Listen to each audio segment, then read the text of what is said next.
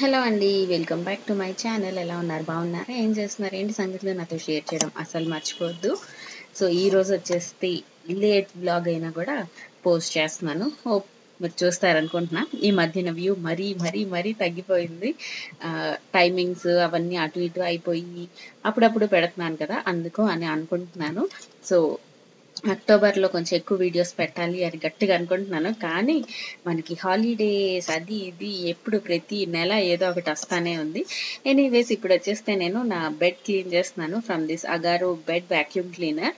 ఇందులోంచి మనకి ఒక లైట్ వస్తది. దానివల్ల జర్మ్స్ అవి చచ్చిపోతాయన్నమాట. ఇంట్లో పిల్లలున్నా లేకపోతే పెద్దవాళ్ళున్నా కూడా ఇలాంటి గ్యాడ్జెట్స్ మీద ఇన్వెస్ట్ చేస్తే బెటర్. సో, ఇప్పుడు సేల్ ఉంది కాబట్టి ఒకసారి చెక్ చేయండి. లింక్ డిస్క్రిప్షన్ బాక్స్‌లో ఇస్తాను. అండ్ ఆబ్వియస్‌గా మన చిన్ని నాన్న ఎంత పెంక్ అయిపోతున్నాడంటే ఈ మధ్యన లిటరల్లీ నాకు చుక్కలు చుక్కలు చూపిస్తున్నాడు.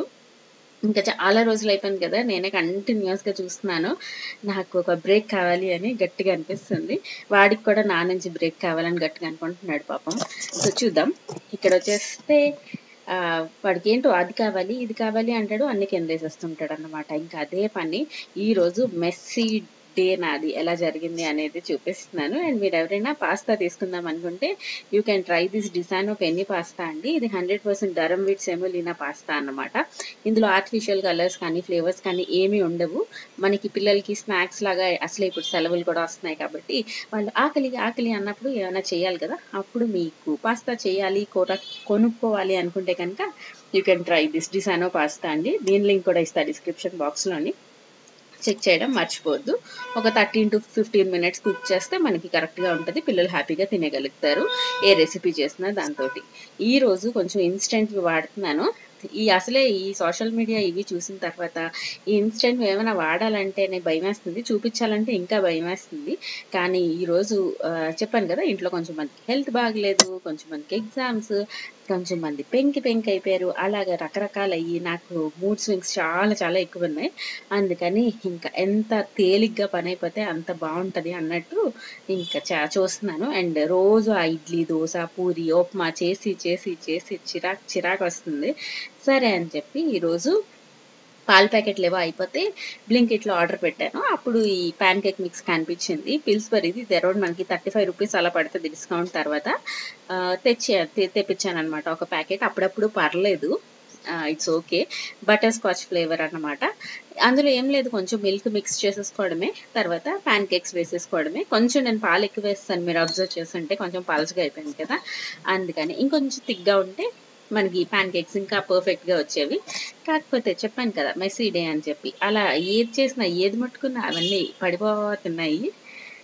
కొంచెం బటర్ వేసేసుకోవాలి. దాని తర్వాత చిన్న అట్లలాగా వేసేసుకోవడమే. పాన్ కేక్ చాలా ఈజీగా అయిపోద్ది. ఇవే బయట మనకి ఎంత కాస్ట్‌లీగా అమ్మేస్తారు కేఎఫ్‌స్‌లో వీటిల్లోని. మనం అక్కడ ఖర్చు పెట్టే బదులు అప్పుడప్పుడు ఇంట్లో చేసుకుంటే పిల్లలు కూడా హ్యాపీ అవుతారు. అండ్ సండే కాబట్టి కొంచెం డిఫరెంట్‌గా ఫీలింగ్ వస్తది. సో, దీని మీద హనీ ఏద్దాం అనుకున్నా. హనీ మీకు గుర్తుందా? అదేదో ఆర్గానిక్ హనీ అని కొన్నాను. ఎంత కాస్ట్‌లీది. అది అస్సలు టేస్ట్ నచ్చలేదు. ఆ హనీ ఏస్తే అన్వి ఇంక తినదు అని చెప్పి, అండ్ మన దగ్గర చాక్లేట్ బోలెడంత చాక్లేట్ అదేమంటారు పెద్ద కాంపౌండ్ ఉంది. అది అవ్వట్లేదు. దాంతో ఏం చెయ్యట్లేదు. సరే కొంచెం చాక్లేట్ సాస్ లాగా చేద్దాము.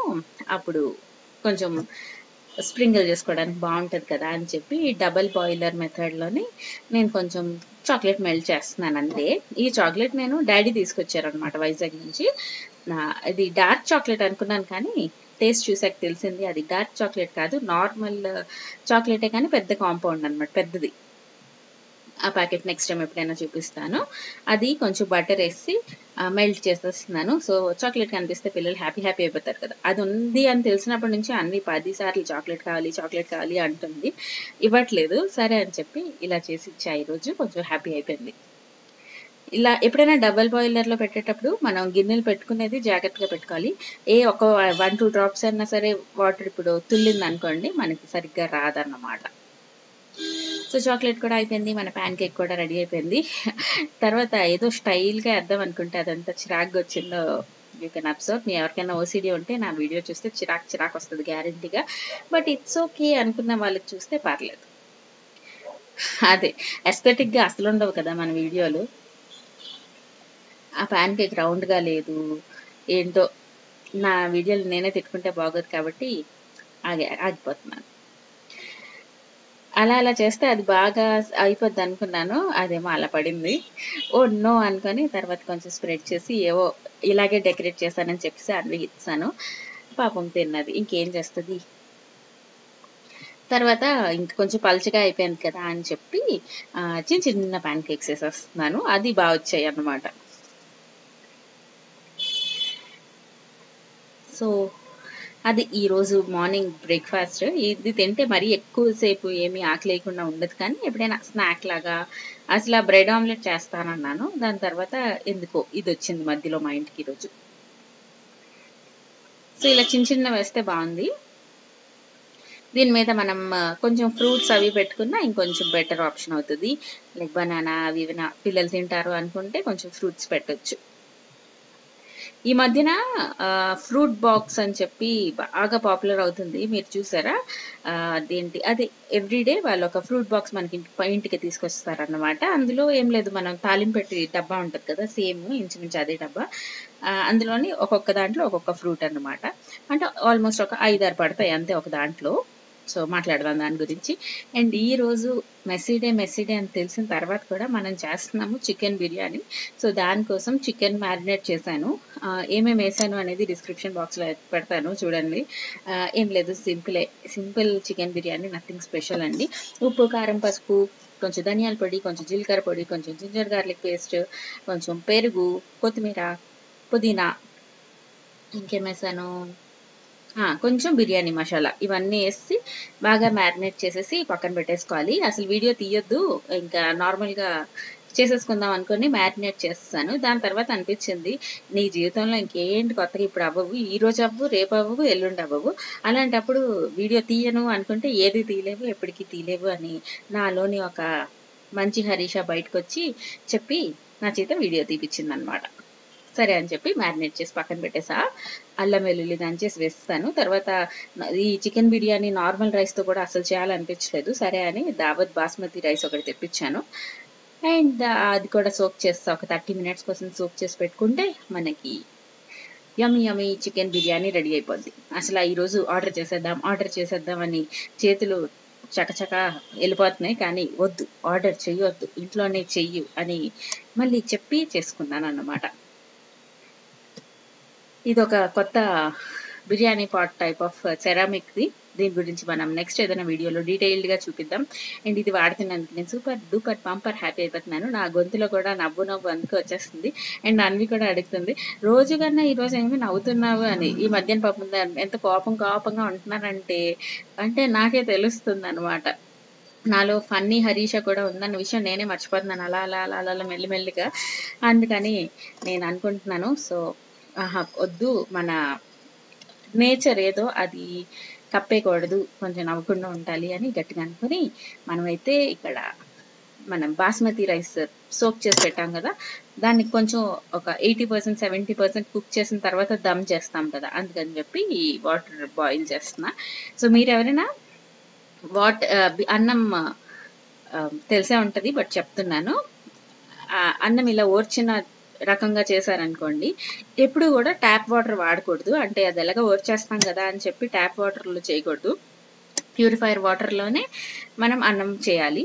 అప్పుడు చాలా డిఫరెన్స్ ఉంటుంది. మీరు ఎప్పుడైనా అబ్జర్వ్ చేశారంటే ట్యాప్ వాటర్లో ఎప్పుడైనా కుక్ చేస్తాం అనుకోండి, అది నల్లగా వస్తుంది. నల్లగా అంటే లిటరల్లీ నల్లగా కాదు, కొంచెం డార్క్ కలర్లో వస్తుంది రైస్.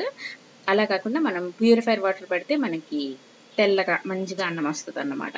తెల్లగా అనాలంటేనే భయం వేసేస్తుంది. ఎంత మనకి చుట్టుపక్కల వీడియోస్ అవి ఇవి అందరూ తెలుపుది ఫుడ్ అంటేనే మంచిది కాదు అని ఎంత ఎక్కిపోతుందంటే లోపల వెరీ మచ్ ఇన్ఫ్లుయెన్స్డ్ అనమాట. సో దీని విషయానికి వచ్చేస్తే మనకి బేసిక్గా తెలిసిన బిర్యానీ స్పైసెస్, కొంచెం కొత్తిమీర, పుదీనా, కొంచెం నెయ్యి, ఉప్పు వేసేసి బాయిల్ అయిన తర్వాత రైస్ కూడా వేసేసి అది పక్కన బాయిల్ అవుతూ ఉంటుంది. ఈ లోపల ఈ పాట్ పెట్టేసుకొని ఇందులోని మనం దమ్ కోసం రెడీ చేసేసుకుందాం. సో ఈ కడాయి పెట్టాను, కడాయి కాదు ఇది పాట్, స్టైల్గా చెప్పాలి కదా. ఈ ceramic coated cast iron pot పెట్టేసి అందులో కొంచెం ఆయిల్ వేసేసుకున్నాను. తర్వాత ఒక ఆనియన్ చాప్ చేసేసా, ఇందాకలా చికెన్ మ్యారినేట్ చేసినప్పుడు అందులో డీహైడ్రేటెడ్ ఆనియన్స్ కూడా వేశాను.